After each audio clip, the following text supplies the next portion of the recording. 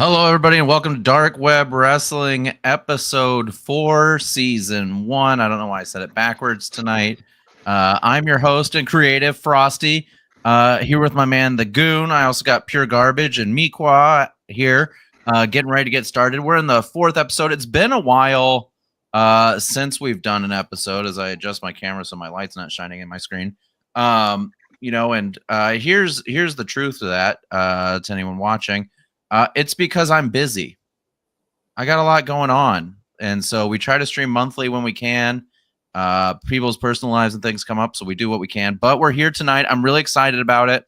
Episode 4, barreling forward, getting ready to what I told you guys last night, right, is kick the storylines into full gear is kind of where we're at here. I hope I don't get like a trademark attack for using the term full gear. Which is owned by AEW. But anyway, so we're going to get into it. So the show starts with Goon, actually. You're walking in. Goon, like, what do you show up in as you walk up into the building? You know, you're walking in the building, getting ready for the show, obviously on camera. What does this look like? Yeah, Goon shows up in a full suit, like any good hockey player would on game day, showing up with the suit, the tie. Instead of a duffel bag with his ring gear in it, he has a giant goalie's gear bag for like a hockey rink. So he has the roller, so he's rolling it up. Skates that are tied up and strapped over his shoulder and carrying a bundle of sticks, not just one, but like several. Walking in like it's game day, sunglasses on, even though it's a nice overcast day. Nice. I think that's how he shows up.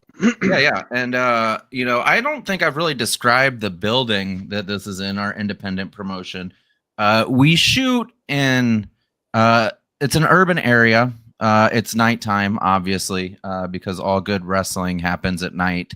And it's actually, we're in this like, I don't know, industrial area where there's just a ton of warehouses around, all kind of run down, windows busted out of them.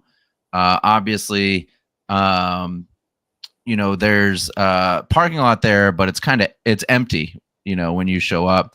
You get out and you toss your keys. There's a guy in a suit and tie, or I should say tuxedo. He takes them. He gets in your car and drives away, clearly a valet, taking your car somewhere safer. And so you walk in the back door of the warehouse, and it's, again, the hallway's there, but it's all kind of industrial. As you're walking down the hallway, there's a door on your left. You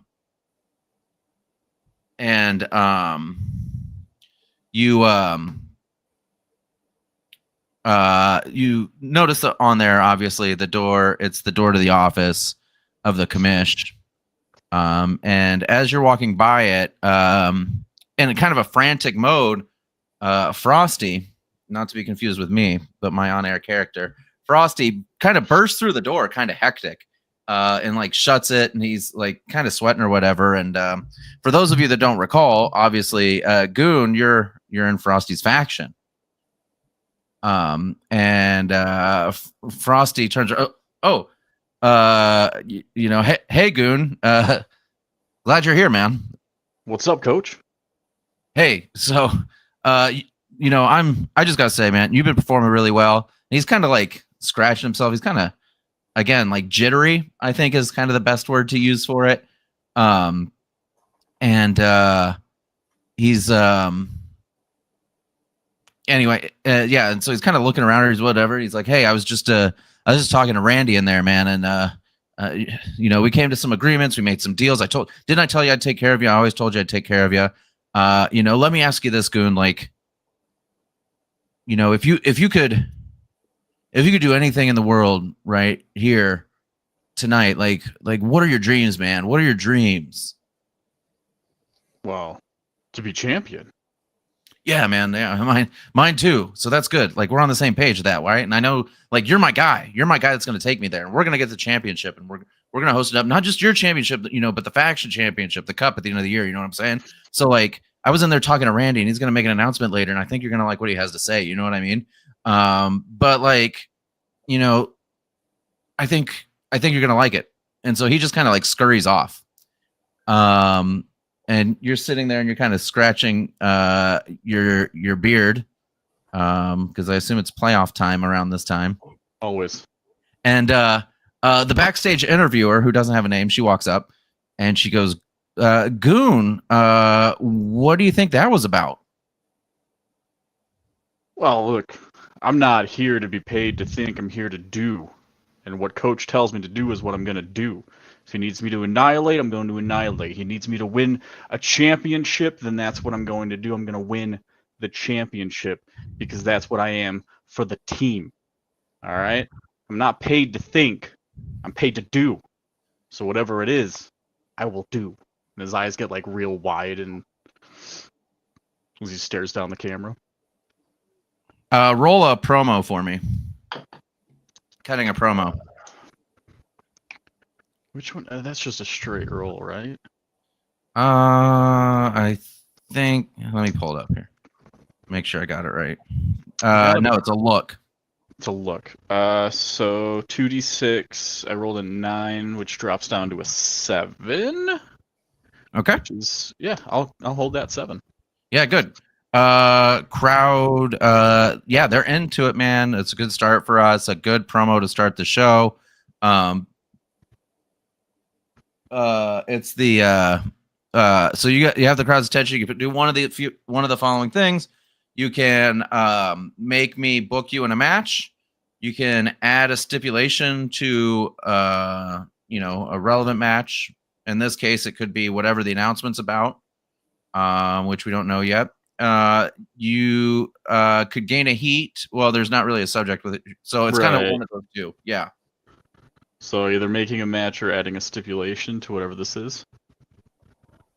Yeah. Or I can give you a momentum. I think I'll take the momentum because I don't want to add something that I don't know what it is in the future. Yeah, let's do that. Cool. So camera goes kind of slowly fades to black. And then shoots directly to our arena here in Dark Web Wrestling that we're all familiar with, ringside. Music's playing. It's pretty loud. We get a green kind of camera effect to start with before finally it kind of fades to normal coloring.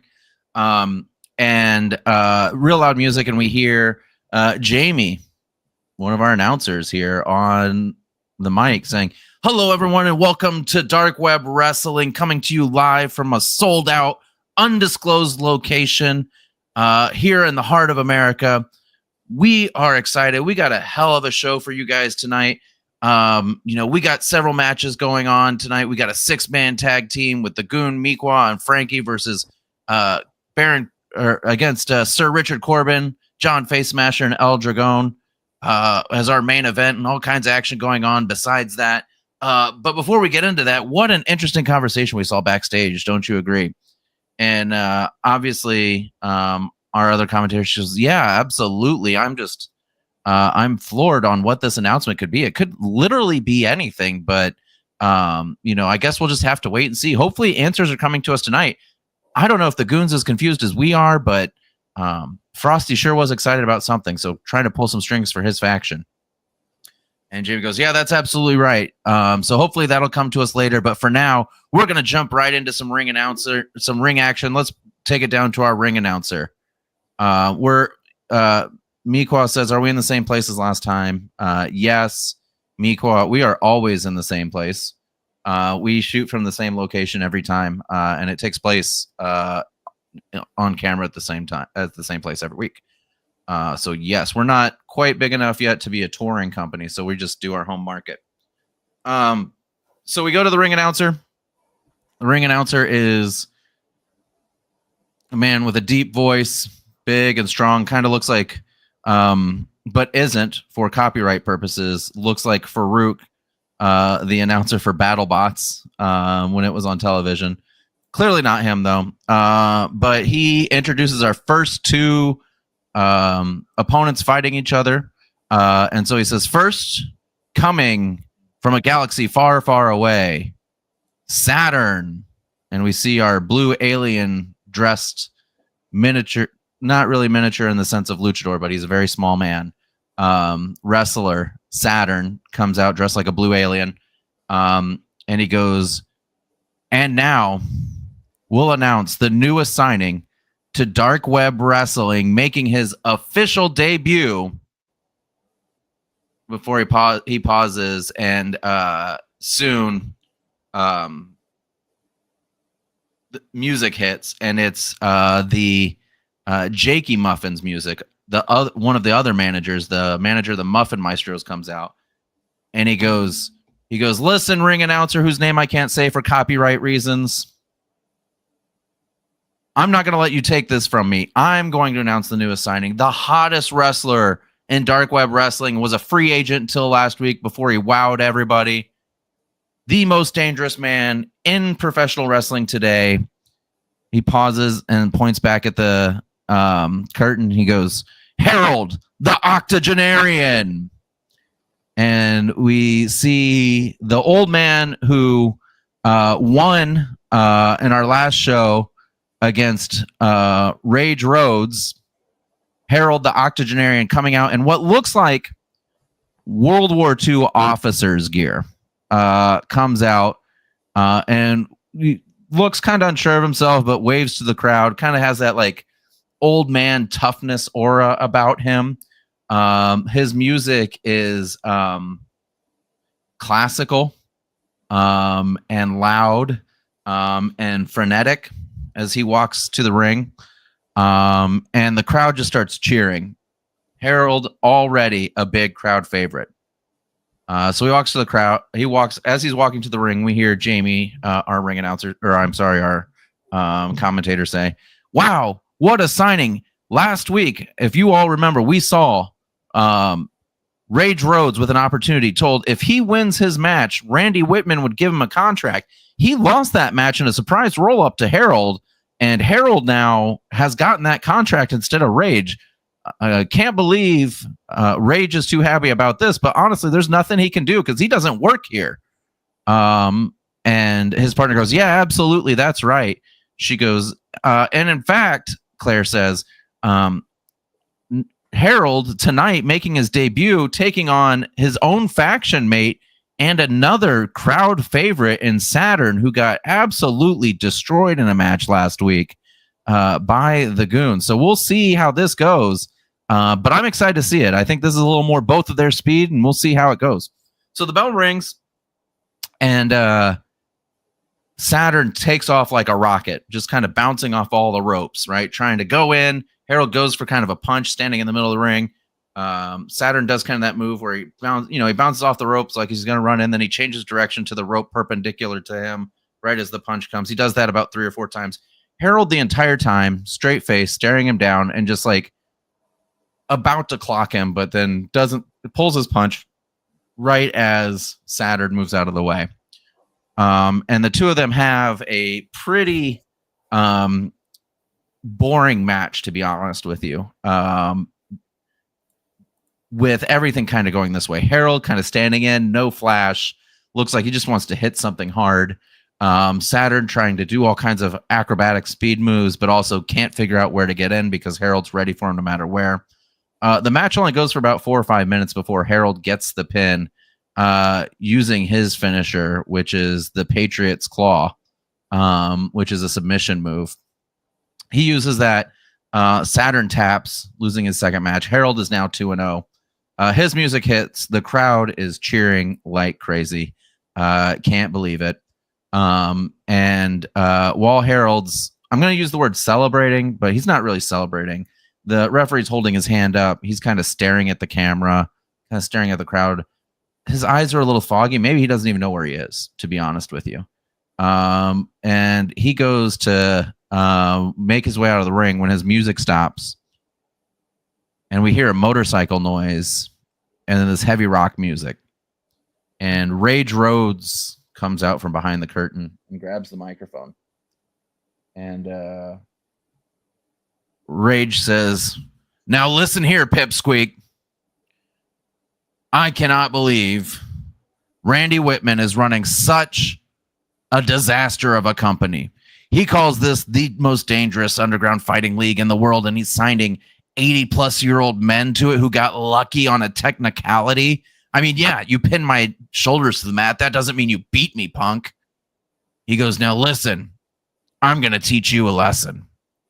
So he goes to the ring. Harold just kind of puts his hands up, ready to fight.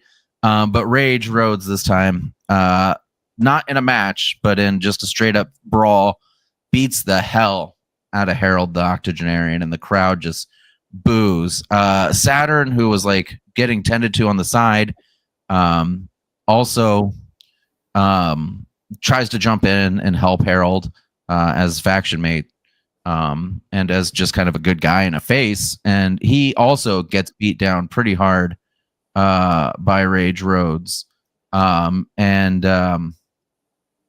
Before we see this for several minutes. Finally, though, someone bursts in with a friend. Miqua, are you there? Can you hear me? I'm here. My thing kicked me off for me, but I'm back. Okay. So I don't know what you've heard, but right now, Harold the Octogenarian has just won his match against Saturn. And now Rage Rhodes has come out to interrupt. He's beating the hell out of both of them. You've been asking me for a while. You want to run in on this guy and do something. Rage Rhodes has just been bullying everybody. Why don't you and Frankie do that? Go ahead and run in for me. So our music will hit ever so briefly. It's going to be a pop punk remix of our music together. And Rage Rhodes is going to get hit with the flying squirrel, which is where Frankie pulls the rope back and launches me from it. Okay. So you're gonna, because you're running in here, you're gonna establish one heat with Rage Rhodes. Yeah, you don't have any heat with him currently, is that right? I've not met him at all yet, actually. Yeah, so you're gonna gain a heat with him, and then I want you to roll that heat for a run in. So I roll 2d6 plus 1.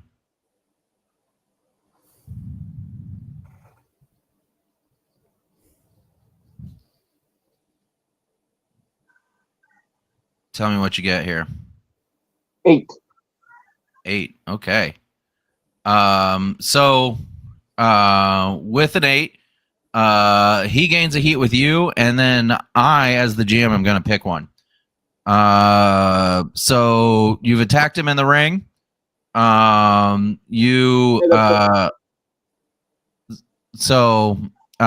he's going to do actually is he's just gonna like sell it and play well here, and just kind of help you get over on this. So you and Frankie, your move hits. Rage Rhodes goes down.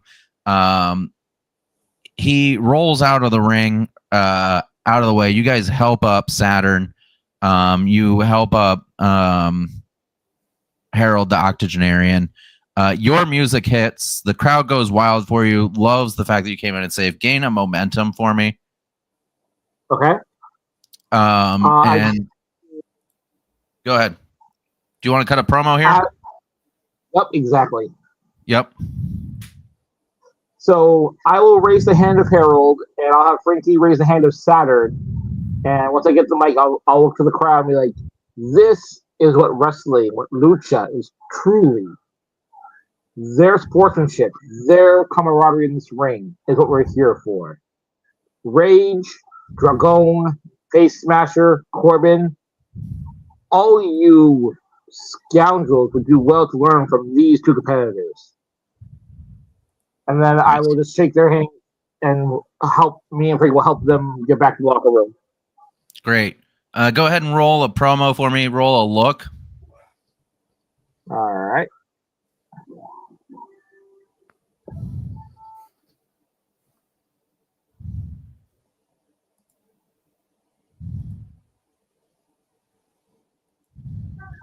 I'll spend 2 momentum and get a 7.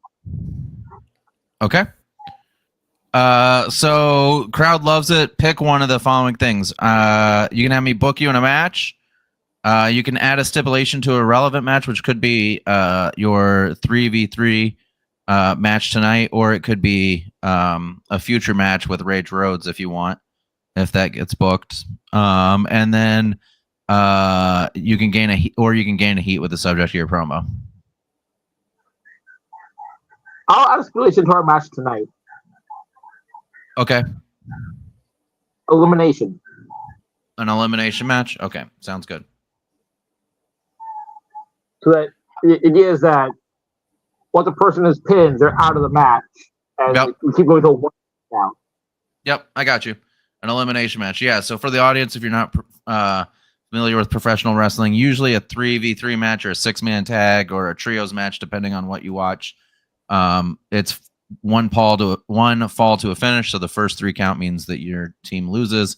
What Meekwah here is saying is that he wants it eliminated 1 by 1, which is in the true style of Dark Web Wrestling, who does duos matches for 2-on-2. So I think that's super appropriate. We will go with it. So thank you. Your music hits. And then we cut. This is the first time we've ever done this, actually. We're going to cut ringside really quick. And we're going to see our 2 announcers, Claire and Jamie, who are sitting there. Both look like they're in their mid-20s or so, young, built like they were probably former wrestlers. We don't know a lot about them, but they stare right in the camera and they say, boy, do we have an exciting moment for you all. We're going to be joined here at the table by our own league commissioner, Randy Whitman. Randy Whitman's going to join us, and he says he's got something really exciting to say. And we hear Western music hit, and Randy Whitman comes out and just kind of waves to the crowd in kind of a hurry. He gets in the ring, and he says, now y'all listen up. I got to make an announcement here. Not like I told you before, I don't want to steal any of the spotlight from the wrestlers, so I'll make this quick.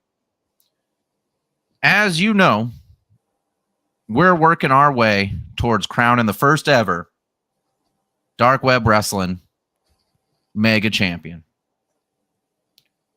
And it could be anyone. We know right now that half of that match is decided. But there are 2 things we also have to decide here. One, who's going to be the opponent of Mr. Meg American? And 2, when the hell that match is going to take place? Now, some of these other wrestling promotions that I've been a part of, they do this thing where they make you pay more money to watch the best matches. And we just, listen, we don't believe in that. And I'll tell you why, because y'all pay a hell of a lot of money to watch us here on the dark web.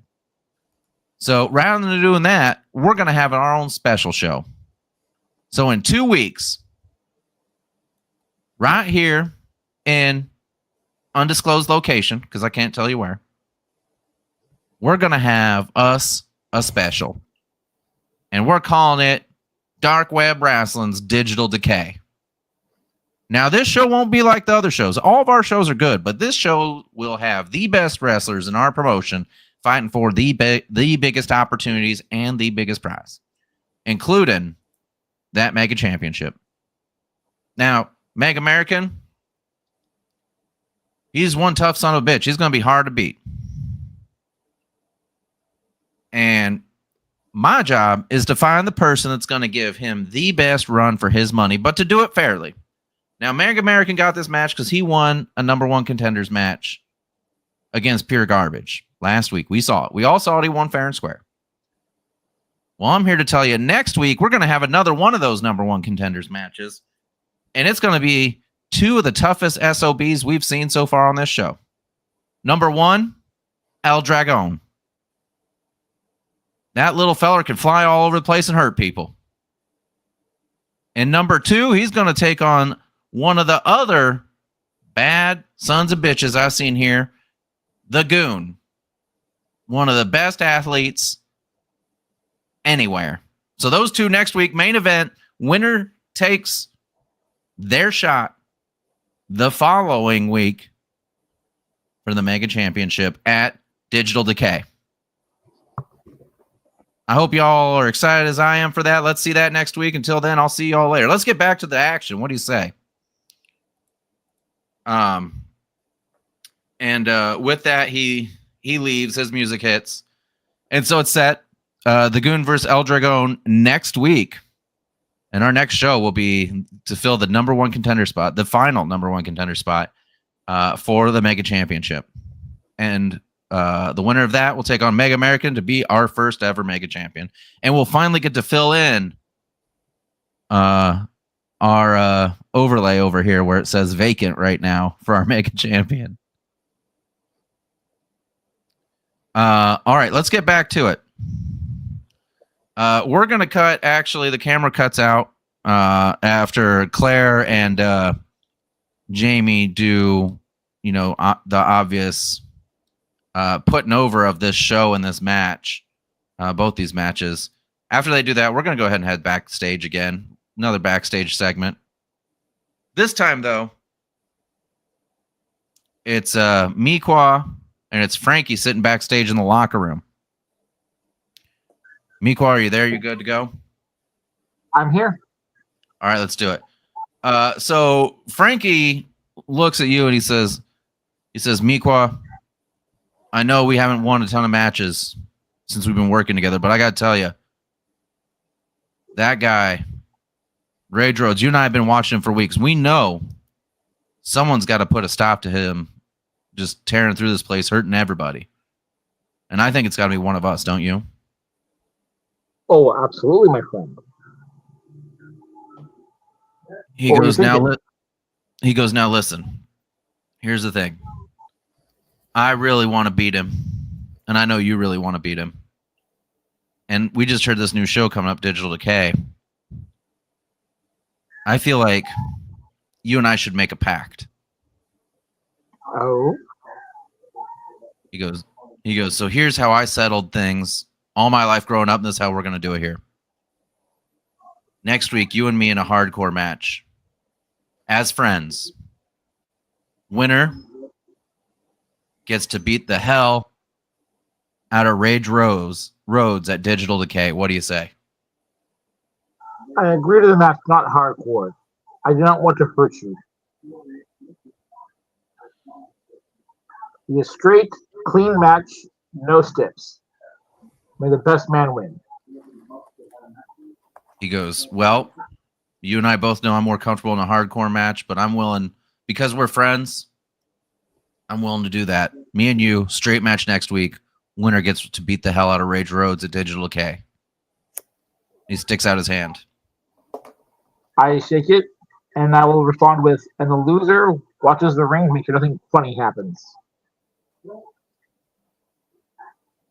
And so with that, we fade out and head back to ringside where Pure Garbage's entrance hits. Garbage, walk us through your entrance. So you see the image that I've established many times over the course of this game that has resonated with this character. The garbage can in the spotlight. Lights come on. You see me walk through the entrance, my music blaring. I kick it down. This time, I scream real loud, "Fuck you, Mega American. I hate what you did to me last week." And I'm just storming to the ring angry. Whoever comes out that curtain next, you're going to feel the ire from what happened last time. I guarantee it. And I just storm off to the ring, just sort of brooding. Yeah. And before long, obviously your music cuts out. In fact, the trucks cut it out pretty immediately. And before there's a long pause. And then some upbeat kind of dance music hits. And Jason Silvers appears. Okay, we're good. Jason Silvers appears, comes running out of the ring, comes through the curtain. I'm sorry, he steps up, looks kind of nervous, honestly, but tries to put on a brave face and makes his way to the ring. And as he's doing that, he looks around at the crowd. He's kind of like pumping himself up, pumping his fists up and down, and the crowd's encouraging him on to, take you on. And he, high fives a bunch of people, looks at you, points at you a couple times. Again, completely unsure of himself. And Claire says, "Wow, didn't expect the young gun here, Jason Silvers, to step up. Jason has been a bright spot here early in Dark Web Wrestling, but he's putting himself in quite the line of fire here against a very angry Pure Garbage coming off of a loss last week. And it wasn't just a regular loss. He lost his chance to be the inaugural mega champion, and now Jason Silvers is going to try to continue that losing streak. But I'm worried that his only goal should be to try to get out of the ring safely without injury." So he makes his way to the ring. The bell rings. I'm going to give you control to start, Garbage. Oh, immediately I just go over there and I just hit him with that Fez press punches like Steve Austin style. I'm just hammering on him. He kind of manages to get himself halfway out of the ring, sort of dangling out there. I pull him back. I keep punching until I've kind of hard weighed him. And anybody who's not familiar with wrestling, that means I've legitimately made him bleed. He is not artificially bleeding. He is bleeding for real. I have punched him this hard. And once I see the blood, I take my finger, I sort of, slide it over the wound. I taste it. I smile a little bit, and I get up, and I just sort of whip him into the corner, and I start a signal for the 10 punch spot, and I start, wailing on it. Crowd's not really 10 counting me because, they don't like what I'm doing to this poor guy. So I'm sort of eating up the booze. 10 count. Yeah. 1, 2, 3, 4. I notice they're not counting. I let them go, and I just start flipping off the crowd, eating up the heel heat. Yeah. So let's do a couple rolls in there to see how this goes. Roll. We're gonna have you work real stiff here, and have you roll a reel. Alrighty. That's what, 2d6 again? Yep, 2d6 plus your reel. Plus reel. My reel is 0, so that's a 10. All right, so you can pick 2 of these. So you cut them up in maybe a little more even than you thought you did. So pick 2 of these options. 1, you can injure Jason Silvers legitimately. 2, the match can be booked to end in a no contest. 3, he can lose an audience. His audience is at 1 now. Or 4, you can gain an audience because the audience sees you as kind of a legit badass at this point. Oh, I'm absolutely taking that audience. Okay, and you can take 1 more. I can take 2 audience. So I would say you can only take 1 audience, but you can take 1 more of the other options. Oh, 1 more of the other options? Oh, okay. Yeah.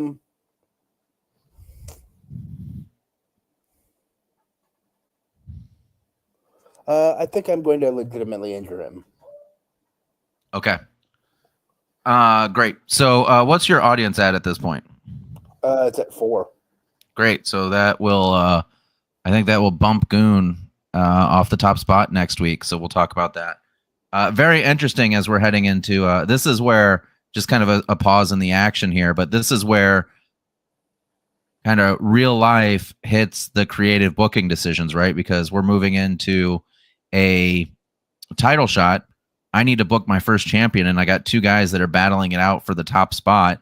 Obviously, I want probably one of my most famous guys or most over guys to be the champion. So this is significant both for your characters, but also for me as I'm making creative decisions and the backstage politicking with your 2 characters. So just want to point that out for the audience as kind of a game mechanic engine issue that we're seeing. But anyway, for now, Goon is in the top spot this week. He'll get bumped next week. Okay, so you legitimately injure him. So you see his eyes start to swell up. the crowd is like booing you, but as the camera kind of pans to the crowd, there's some people kind of putting their hands over their mouths or like trying to look away as you're just beating the shit out of this guy. Go ahead. Let's also go ahead and roll that audience to work the crowd. All right. 7 plus 4, that's 11. Okay, so they huge pop. They're super obviously into this. They hate you, man. They hate you, but also fear you. And so, if you'd like, you can spend a momentum to gain a heat with your current opponent, or else you can gain a momentum. Yeah, I'll just take a momentum. I think I automatically get a heat from injuring him, don't I? Yeah. You get a heat from injuring him. You also, because you're facing each other, you get a heat, and he's a face, so you should have 3 heat with him total. Oh wow, okay.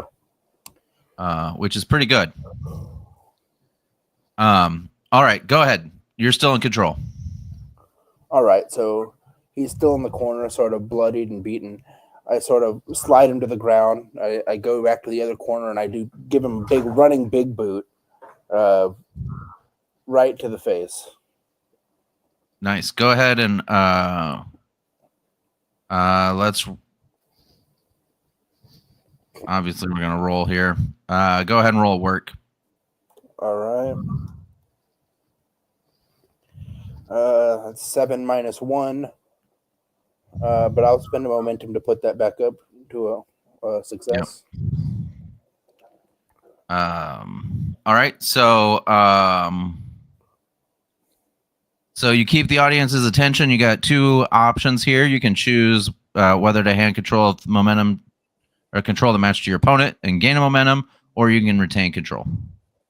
I'm going to retain control. Yep. It's all you. All right. So now that he's kind of bloodied there in the corner, I sort of, take advantage of where my foot is, and I sort of just start mashing his face against the bottom turnbuckle. Just really eating it up. Yeah. Let's roll. Give me. Oh man, I'm gonna make you roll real again. Okay. 5. Ooh. I think I still have some momentum to spend. Why not? Yeah. All right. We're gonna. Okay. So at that point, the referee steps in. We bumped you up to a 7, right? You used momentum. Yeah. Okay. The referee's gonna step in. He's seen enough. You've beaten the crap out of Jason Silver. He calls the match a no contest. And rings the bell. There aren't really disqualifications in dark web wrestling, but this is about as close as you can get to it. Crowd just boos the hell out of you as just medical professionals, not doctors. Medical professionals run to the ring to help Jason Silvers, and you grab a mic. You see what I just did to this poor son of a bitch right here? That is what I have in store for you again, Meg American. I am not happy with what happened last week between the 2 of us. We already have a flag match scheduled coming up soon, and I want to raise the stakes on this. I want to make you look like Jason Silver looks right here, and I want you to put that title shot on the line when it happens. Okay, go ahead and roll a cut of promo plus look. All right. That's just a raw 6. Okay. It's not great. All right. So, your music hits. The audience, they're too distracted, honestly, by what happened to Jason to really care about what you said on the microphone. I'm going to give you a momentum. And then your music's going to play, and you're going to storm out just like you stormed in. And then once again, Claire and Jamie, back to them, telling the story of the night, as they bring out a stretcher. Jason Silver's is put on it and taken out. And Claire says, wow, we do these things for sport. We do these things for competition. We do these things to entertain all of the rich people that pay to see this. That being said, you never want to see someone treated the way Jason Silvers was just treated in the ring. What Pure Garbage did was exactly that. It was pure garbage. It wasn't about sport. It wasn't about winning a match. It was about sending a message, and it was about hurting someone. And none of us want to see that. And we're just all praying that Jason Silvers is okay.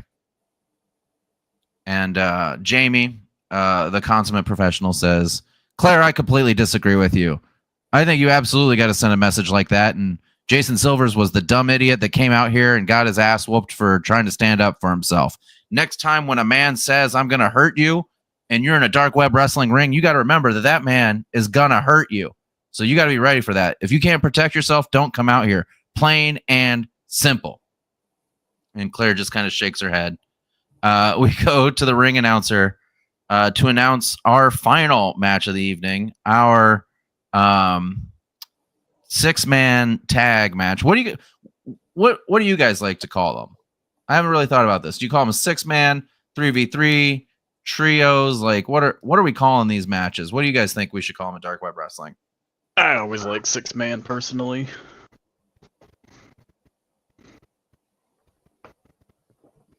I like it. We got duos. Trios kind of works with that, but it's also confusing. People don't know Spanish or Latin. It's a fair point. It's a fair point. We'll go 6-man. Anyway, 6-man match. Meanwhile, your music hits. You're gonna do your entrance. Let's hear it.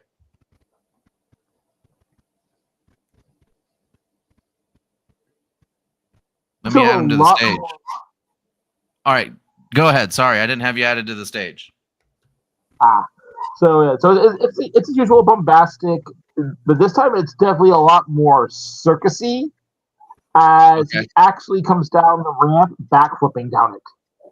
Oh wow! Very Power Rangers acrobat. Like, this is pure showmanship. He is showing off. He is trying to get the crowd laughing and having a good time. Yeah, just fun. So as you're entering, Frankie actually comes out with you from your music, just kind of trailing behind. Has a kendo stick with him. He's pounding on the ground. He's actually smoking a cigarette as he walks towards the ring. Dangerous look in his eyes. I got to tell you, he looks locked in, and the commentators announce that. Goon. Yeah. You're next. Same music hits, same sort of get up as he comes out, but this time he has a red penny that's over his hockey jersey as he walks out. Yeah. And he looks a little like a little sullen as he walks up, and he walks towards the ring. He just gives a nod to the two of them in the ring, and then he walks around. Okay. And he grabs a chair out from under the ring, and he flips it open, and he sets it next to the announce desk, and he sits down next to them and grabs a headset from them and puts it on, and then just like sits on the table like he's ready to watch this match. So Claire says, well, we have an unexpected guest here. The Goon seems to be taking up a spot next to us. Well, not sure what that's about. We'll get to the bottom of that soon, I hope. And I'll go for. Go ahead. I'll go for a cheap heat. What's that? I'll use the cheap heat move, where I talk about one of the area's sports teams to get a momentum. Okay. I assume you're talking well about them. You're complimenting them. So what I'm going to say is I'm going to get a mic. I'm going to look at the Goon and, well, gee, the St. Louis Blues have more honor than the Goon does. And so we hear Jamie go, whoa, undisclosed location. I don't know anything about the St. Louis Blues or the French Blues or wherever we are. Don't worry about it. Like that was random, but go ahead and gain the momentum. He just picked a random city out of nowhere, folks. And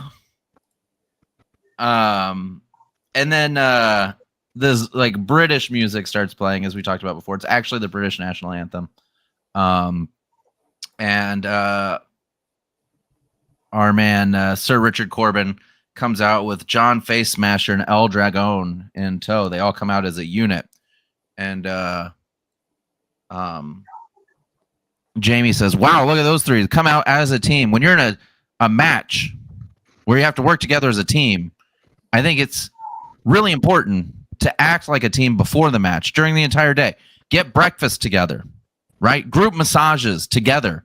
Lunch together. Brunch before lunch together. Hit the gym together. Drink the same protein shake. Pass it back and forth together. Come out when someone's music hits together. Could not We agree see one more team doing there. that. That What's is that? how teams work. That could not agree more with you. We have a duo right here that's looking phenomenal, ready to take on a trio, looking even tougher, looking meaner. Could not agree more on that teamsmanship. And Claire goes, wait a minute. Goon, you're supposed to be out there. Isn't it a trios match? 3v3? Did you not hear earlier today? I have a match next week, a #1 contendership match. I don't have time for this. I got to get ready for that. I'll root these boys on. I'll see them through to the end. I'll be here as emotional support, as a team player. Go ahead and roll work the audience for me. Okay. They're going to be pissy about this. It's a 10. Yeah, they are. Crowd hates you. Why are you there? Go fight. You can gain a momentum to gain heat with Miqua and Frankie if you want, or you can gain a momentum. Is there a maximum amount of heat you can have with somebody, right? 4? Yeah, it's 4. I'll do the heat with Frankie then. Okay. And I'd just like to add at the end of that too and say, you see this penny? It's a bench penny. It's a second string right now. I'm in waiting. Coach specifically asked for me to not participate today, and I am respectful of my GM and my coach, Frosty. So, and with that, Frosty's music hits, and he's gonna head out. Because he's got something to say, obviously. So he does. He comes out pretty quick, actually. I think maybe I have some music. Let's see. I'm not hearing anything, are you? No. All right, well, this is his banner. It looks cool. Yeah. So the JPEG Mafia leader shows up, and he comes and he talks to the referee. And there's a lot of debate, a lot of pointing at you, frankly, Goon. And then they eventually come to an agreement. The referee does not look happy about it. Frosty comes over to you, whispers something into your ear, and then just kind of jumps over and goes into the crowd to go and watch the match behind you. And the referee comes over to Miqua and says, Miqua, I got bad news for you. And the referees here are mic'd up. So the entire crowd and television can hear it. Miqua, I have really bad news for you. Oh? Yeah, Frosty apparently made a deal backstage. Goon is competing in this match. Don't worry about it. But Frosty has a stipulation in his contract that the Goon must start the match as the eligible wrestler for your team. Are you okay with that? Absolutely. I was going to put him in first anyways. Great. And so you and Frankie head out. Face Smasher stays in for the other team. And the referee just kind of motions to the bell, and they ring the bell. Goon, what are you going to do? And look over to the other two commentators. This is a very bold strategy from these two, putting up nothing against one. I mean, You can't lose if you got no one to fight. So It's great. So Face Face Smasher like points at you and says, "Start the count." And the referee, 1, 2. This is a strange count that's happening right now. I've never heard this before. Trying to get 3. a cheap win. That's quite lame. And 4. I'll grab the chair and I'll huck it into the ring trying to hit Face Smasher. Roll work the crowd for me. Okay. 5. 8, so a 9. Yeah. Yeah, the crowd is booing you. Gain a momentum. Okay. And then 6. I'll strip the sweater and the penny off and I'll slide into the ring. Okay. As the chair is flying, Miko has his head in his hands because no, not cheating already. Goon. I was gonna count you out, man, but go ahead and give yourself control. I was kind of hoping the chair would get me DQ'd. This is Dark Web Wrestling. Do you think a chair is gonna get you DQ'd? No, that's fair. With the distraction, I will just pick up the chair and start laying into him, trying to bash him into. I'll even put him into his corner, and just like wailing on him over and over again. And then like as he ducks into the corner, I'll slam it down and I'll turn and point to Miqua and go, "This is what you asked for when you put me on this shit team." And then I'll tag him in and go back to sitting at the table. Go ahead and I'm just gonna unilaterally do it. Go ahead and gain a heat with Miqua. Okay, we're already at 4. Or I'm Okay. already at 4 with him. Okay, good. Yeah, I'm for with him too. If you give me the heat. What's your heat with him, Miqua? 3. 3. Go ahead and go to 4. I think attacking him like, what happened to the honorable combatant I used to know? There's no honor in losing as I walk down the steps. All right, where is Smasher in the ring? Where's Face Smasher in the ring? I would have pushed him to the other team's corner, to his. Yeah, he's in his own corner. Is he standing upright? Is he like on the ground? He's probably slouched in the corner. I will mark up to him and I will offer my hand to help him stand up again. All right. Goon, you technically still have control of this match. Oh, Tagging in doesn't transfer control? Yeah, I guess he did tag in. So go ahead. I'm going to give you control. Go ahead, Miqua. so I'm gonna walk up to him. I'm gonna offer my hand to help him stand up, and I'll walk back to the center of the ring. Okay. I'll wait for a few seconds, to a few minutes, waiting for him to come at me, and I'll just kind of pace back and forth, waiting for him. Yeah. What does he do? He actually stays in the corner, or does he come back? No, he slowly kind of comes to a little bit, shakes it off, and decides to square up. So all 5'7" of me squared up against all 6 foot plus of Face Smasher. Yeah, Face Smasher's 6'7" or so. He's a big, muscular dude. So Miko will be staring at his pec level, and then he just kind of he just yells. Well, it's more of a growl, and then shoulder checks him into the solar plexus. Okay. Go ahead and roll a work for me. Okay, give me a moment.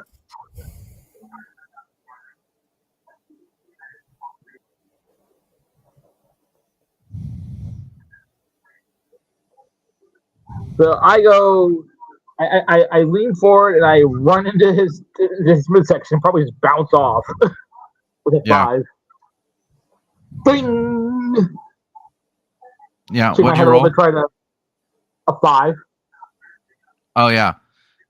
So yeah, you that's what you meant to do, but unfortunately you just kind of like fall down. You bounce off him and fall down onto your ass. Oops. And so obviously Face Smasher here is going to try to like make it look good for you. So he's going to make it look like you kind of push down as you're falling, and then he's going to just kind of drop onto you and put you into a I don't know, like a side headlock while you're on the ground. Okay. Go ahead, you still have control. So high headlock will hit clean. At which point I will then throw my legs back and try and catch his knees with my heels, and then slowly try and pull myself out of his grip with my arms. So just like push him off me, like Yeah, sure, it works. Yeah, he lets you through. Is he still standing or is he still supine? No, I imagine he's still down. Because I don't kick him out when he's down. I again wait for him. I'll like bounce on my heels, wait for him to get back up. And then when he's standing again, I'll throw a volley of blows into the midsection, just kind of like just jabbing at him really fast. Yeah. Start driving him into one. Nope. Go ahead. I'm trying to drive into one of the empty corners. Yeah. All right. Go ahead. Keep going. So I'm just going. I know I'm not stronger than he is, and I know that if he gets his hands on me, I'm doomed. I'm just going to rely on my speed, quickness, and just basically. You ever see those fights where the Flash is fighting one of the bigger guys like Doomsday or Calabac? Yeah, that's what's happening here. Is just little guys throwing those lightning fast jabs,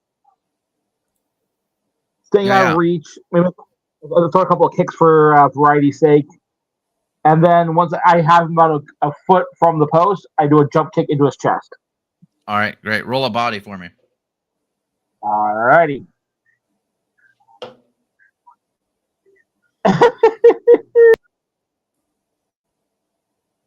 Quattro.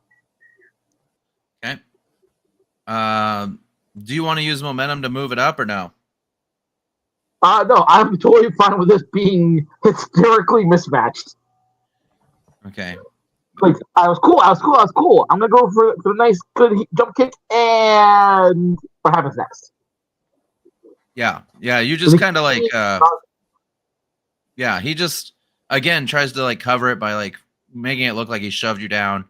He's now going to take control of the match, though. He's going to reach over and he's going to tag Richard Corbin, who's going to, and the way he does it is he grabs you by the mask and kind of drags you over to his corner, tags in Corbin while you're laying there on your stomach. Corbin slowly helps you up and puts you into the corner before giving just one of the nastiest chops we've ever seen to you in the corner. And your legs go flying, that whole thing. He then tags Face Smasher in, who gives you another chop. Same thing. And then he goes ahead and he tags in El Dragon, who gives you another chop. And then whips you to your own corner and makes a motion for you to tag out. And so you tag out to Frankie. Frankie kind of tags you to save you. I will take the kendo stick from him if he has it. What'd you say? If he still has the kendo stick in his hands, I will take that from him as he enters the ring. And give him kind of like the kendo stick he left down. He doesn't have it anymore. Okay, never mind then. He just brings it out with him as his friend during his entrance, but it's laid down on like over by the stairs, so you don't have to worry about that. Frankie's a good guy. Can I also add that the goon is like just with commentary, just like, man, this is phenomenal teamwork out of these three, really working together. It's unfortunate that a solo act had to come in and try and carry these other two.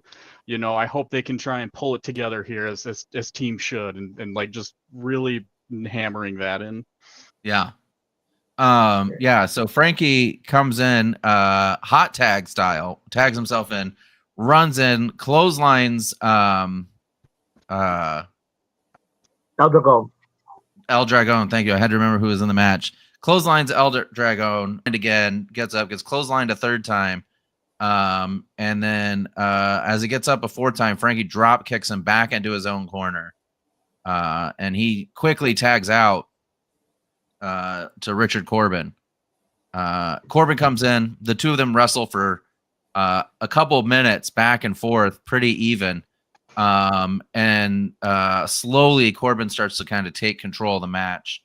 And, we get the whole announcers thing, and I'm sure, Goon, you're in on this too, talking about how Frankie really needs to make a tag because he's starting to lose momentum as we see the other three tagging in and out, beating the crap out of Frankie.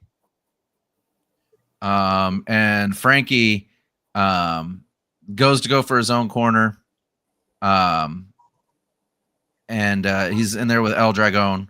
And Dragon tries to cut him off. He does that thing where he slides to the corner, in front of him to cut him off.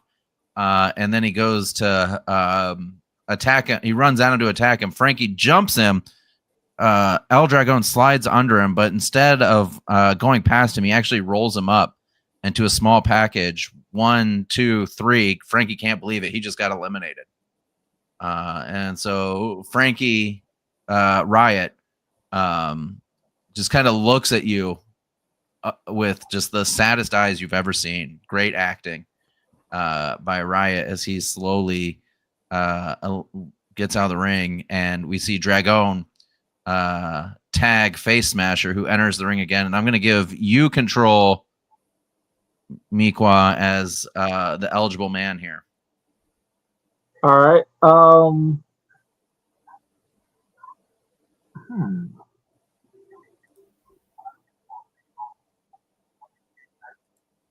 Okay. So I help Frankie out of the ring, and then I get in as Space Master joins in. Correct? What's that? It's Space Master right now, right? Yep, Face Smasher. Okay. So Miqua more than a little upset but he just got eliminated from the match. So it is like as soon as Face Smasher is in the ring, he is met with a very angry squirrel jumping at him, the flying clothesline. Yeah. Go ahead and roll a body for me. Survey says a good old 7. All right, so you can either gain a momentum and turn over control of the match. It hits well. Or you can keep control of the match. I'm keeping control because now that I've knocked him, I'm going to put him in a front ankle lock. Okay. As well as using my legs to put him in a headlock. Okay, great. Yeah, go ahead and roll a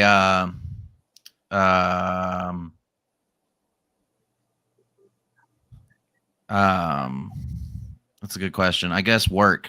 Yeah, it's a technical move. Roll a work for me. A 3. Okay. So your headlock. I mean, listen, you're a small guy. He's a big guy. It's clear to everybody in the crowd that the only reason he's in this headlock is because he's allowing you to put him in a headlock. And like it kind of takes people out of it. He finally kind of sees that, pulls himself out of it, falls backwards, and tags El Dragon, who now starts taunting the Goon while instead of paying attention. And I'm actually, Goon, I'm going to give you control of this match. Okay. As El Dragon starts taunting, from the commentators, look at this schmuck thinks that he can get under my skin. I've played hockey for 20 years. You really think you can get under my skin? I've heard chirps better than dead birds. I'll show him a lesson, and I'll take the headset off. And then we'll just start yelling back and forth as I see Miqua getting his feet under him. As El Dragon comes closer to the ropes taunting me, I'm just going to jump up and do the wringing the neck on it. And as he falls backwards, Miqua stands up and does, I'll give Miqua the move of choice that he would do from a staggered turning around El Dragon, not having seen me do the neck ring. Great. I have El Dragon's back to me. He's kind of like stumbling backwards, turning into you, yeah. turning into me. Okay, that's important because what I would do front or back is very different. Because as he's turning into me and looks like he's about to make a move, just a good old snap kick to the gut, just straight up pow. Okay. Go ahead and roll body.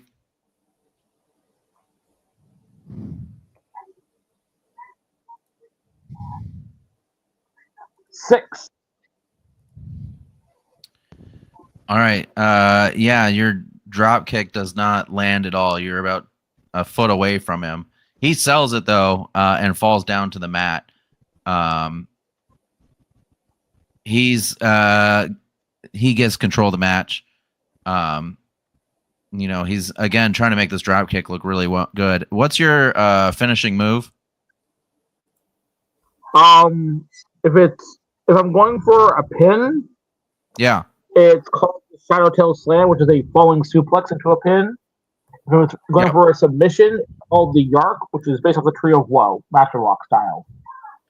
Yep. So you go ahead and go for the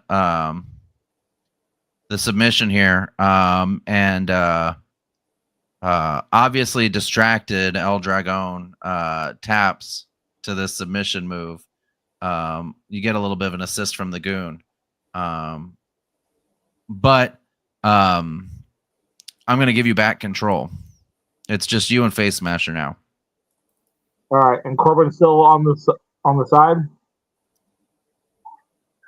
Can I interrupt real quick? Yep, spend the momentum. I want to spend the momentum to interrupt, and I will pull El Dragon out of the ring. Yeah. And just start beating his ass all the way up the ramp. Yeah. And into backstage. Yeah, love it. The two of you just kind of disappear. The crowd going nuts. These two heels just going at it, fighting all the way up the ramp, through the curtain. In fact, you kind of pull the curtain down with you as you go through the stage, and disappear. All right, so I'm dealing with Face Smasher. This time we're gonna go more of a Trixie style. So we're gonna go for a low sweeping kick on his heels, trying to knock off his balance a little bit. And we're just gonna focus on his joints because those are actually a lot more of my reach than his chest is. Yeah. Go ahead and roll a body for me.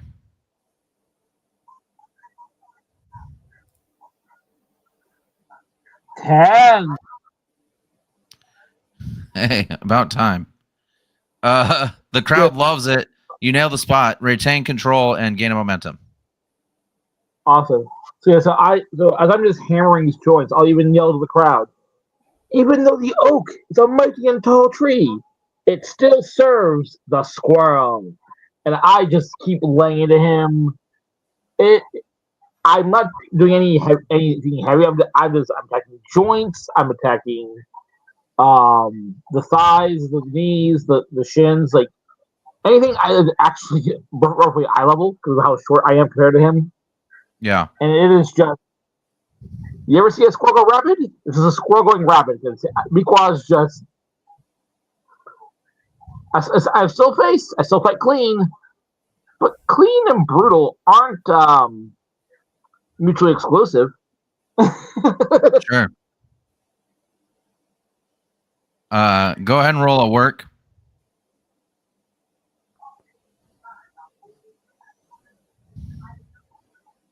Two. All right. So again, you're tiny. No one's really buying that you're doing any damage to this big dude. But he's trying to sell it as best he can. And he's actually he's going to stagger around, and I'm going to allow you to keep control of the match here. All right. So seeing that even attacking the joints isn't enough because he's just because of his size, I'm going to instead angle him towards the turnbuckles and basically use the rope's momentum to help.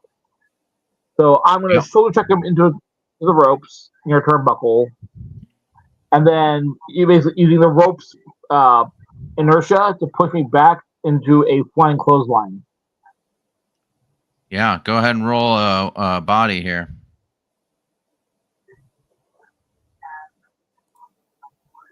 Four. All right. So I think again, I'm, crowd's not buying it.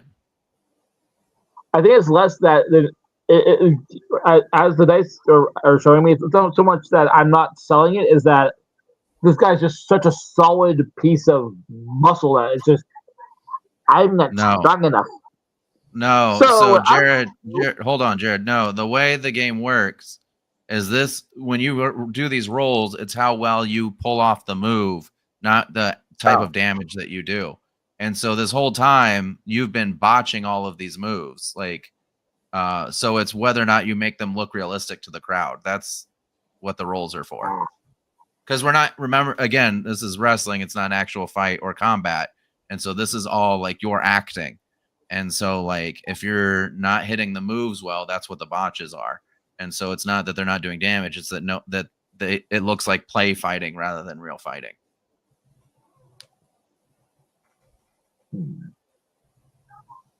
All right.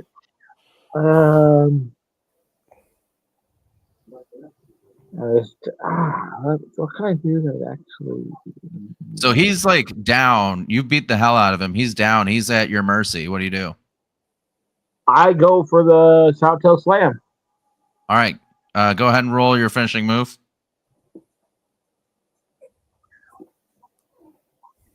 Seven. There we go.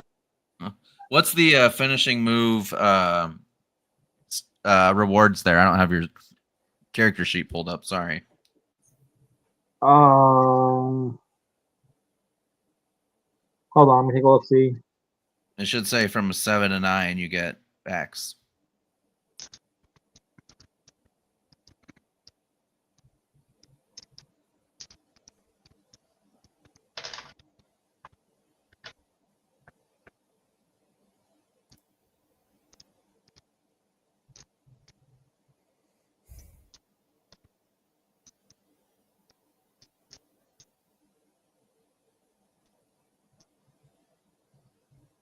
That's all right. I got it.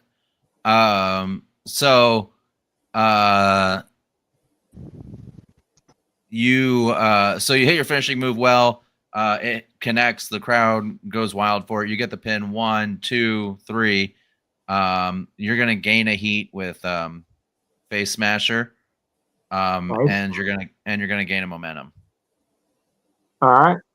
I'm gonna fall back inside of the ring and wait for Corbin to get back in for us to finish this match.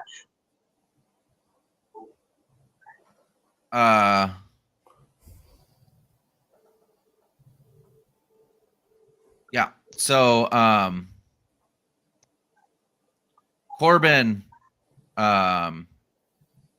works his way into the ring. And he just starts like shaking his hands, like, no, like begging you not to hit him. Before he like takes a cheap shot swing at you. Oh, it completely connects because as he was begging, I was offering him the chance. I'll basically start going, "Oh, you beg for mercy, then surrender." And then while he's contemplating the surrender, it takes cheap shot. Cheap shot just connects because I was trying to be honorable. So what does cheap shot do to me? I didn't hear that last part of what you said. Sorry. So basically, as he was faking, I was thinking it was legit. So I offered, and when he uses that to take the cheap shot, it completely connects. I was not expecting that. Yeah. Okay. So yeah, it completely blindsides you. He starts celebrating the crowd. He stands up on the turnbuckle and like starts like pointing to the crowd, trying to get them to cheer him on. And you have control. As I get back up, I'll start yelling at him. Ah, cheap blows, which like the crown did in the days of the old American Revolution. Let us show you why we rebelled. And it'll be a nice big old jump kick to his back. Okay, roll a work.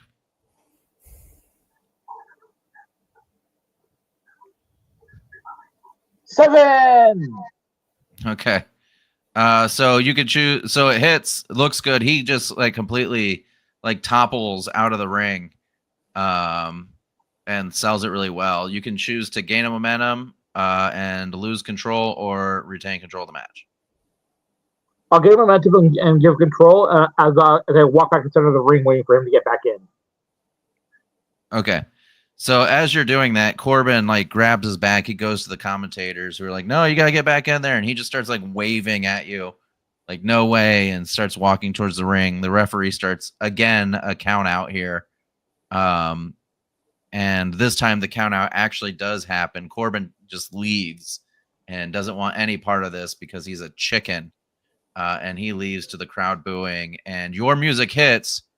Miqua, you've won your first match in Dark Web Wrestling. Grab a microphone and tell the crowd how you feel about it. Is Frankie still nearby? Frankie went backstage in disgrace.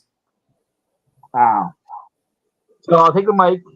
This was a hard-fought match. Without my friend's help from Frankie and my former friend and ally, Lagoon, I could not have won this. Thank you to both of you gentlemen. As to my opponents, El Dragon, your brutality is, as always, a tough opponent. I respect that. But may you once again come back to the way of the technical. As for Corbin and Face Smasher, your strength and endurance is impressive. I will have to work on that. And Corbin, next time bring your brown pants of your red coat. And I'll just drop the mic and walk away. All right, roll a promo, which is a look. All right. I will. What'd you say? I'll spend all 3 of my momentum to make that an 8. Okay, great. Crowd ate it up. They're cheering you on. Pick one of these. You can. No, actually, here's what we'll do. Gain a heat with any of the people you just mentioned in your promo. I'll get a heat with Corbin. Okay, perfect. And with that, we roll to credits. So that is the end of season 1, episode 4 of Dark Web Wrestling. Good job tonight, guys. That was a great show. I hope everyone saw or feels some storylines picking up there. I certainly was hoping to do that. We got a really big show coming up at our next stream, where we're going to figure out our number 1 contender. Although it sounds like, Garbage, you might have tried to throw a little bit of a wrench in whether or not Meg American is going to make it to the pay-per-view. Was that your intention? Yes, it was. Yeah, so we'll have to see how the response to that comes. But really good show tonight. I appreciate everybody. Thank you for tuning into the stream. We'll be back in a couple of weeks, I think, is when our next scheduled one is. So we'll see you then. But until next time, I don't know, watch wrestling or wrestle your friends on trampolines or something. Anyway, bye.